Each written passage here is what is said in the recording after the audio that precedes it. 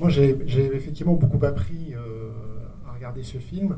Il y a une petite chose qui me gêne un petit peu dans la façon dont le fonctionnement est décrit. C'est tout le monde, il est beau, tout le monde est gentil dans la forêt. Enfin, les arbres mères qui protègent les jeunes pousses. Mais j'entends aussi que les arbres qui ont poussé un peu de façon tordue, la forêt va les éliminer. Et quelque part, enfin, cette comparaison de la société humaine où on laisse faire et tout le monde est beau, et la comparaison avec la société humaine, je pense qu'on n'est pas sur le même modèle. C'est-à-dire que la société humaine, elle essaye de prendre soin, y compris de ceux qui sont déformés, de ceux qui n'ont pas les mêmes chances dans la vie. Et bah, c'est quand même la nature de la société humaine d'essayer de défendre les plus faibles. Et la façon dont ce film est présenté, c'est en fait, il faut laisser la forêt faire parce qu'elle fait ça très bien toute seule, et l'homme n'a rien à y faire. C'est un peu ça que ça montre. Le garde forestier dans sa forêt, enfin, on a l'impression qu'il veut voir personne avec l'allemand là.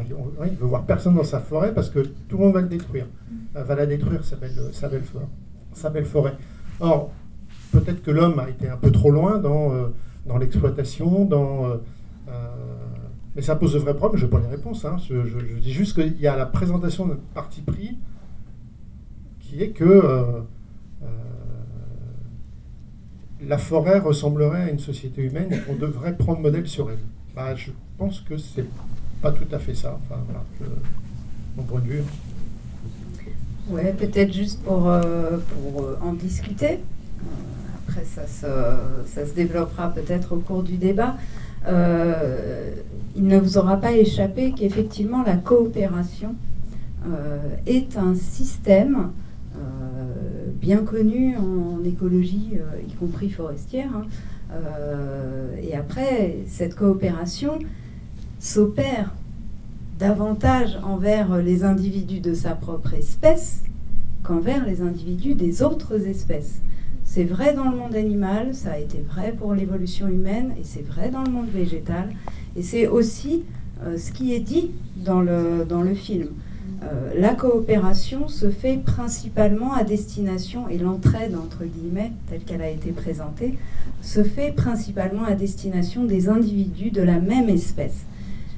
Au-delà de ça, en fait, comme tout milieu, la forêt est soumise aux lois de l'évolution, aux lois du plus fort, entre guillemets. Hein, c'est la théorie darwinienne de l'évolution des espèces.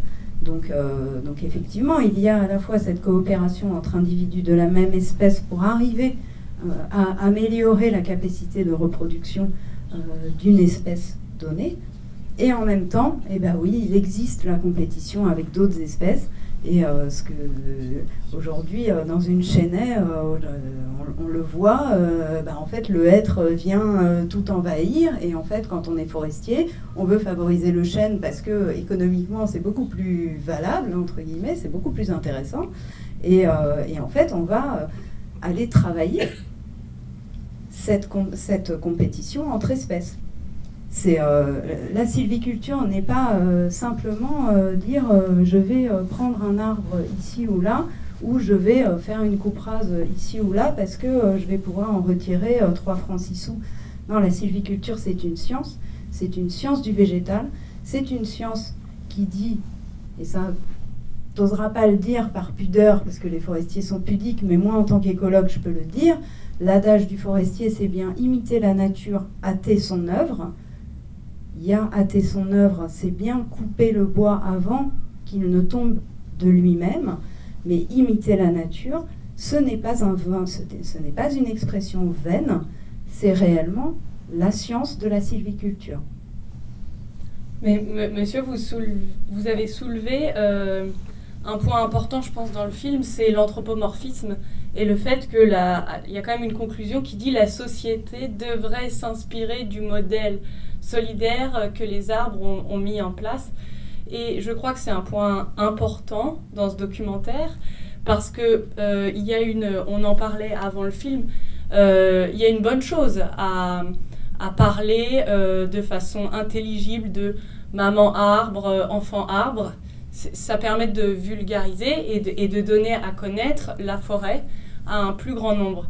Il y a aussi une prudence à avoir parce que les arbres, et je crois que ça a été dit dans la première question, les arbres ne sont pas des humains. Et la société a du mal à voir des arbres tomber ou coupés. Et rapprocher l'arbre de la maman arbre, à mon avis, c'est aussi un moyen d'alimenter un peu ce sentiment et cet affect sur les forêts, qui reste un environnement végétal avec des logiques complètement différentes que celles qu'on a chez les hommes.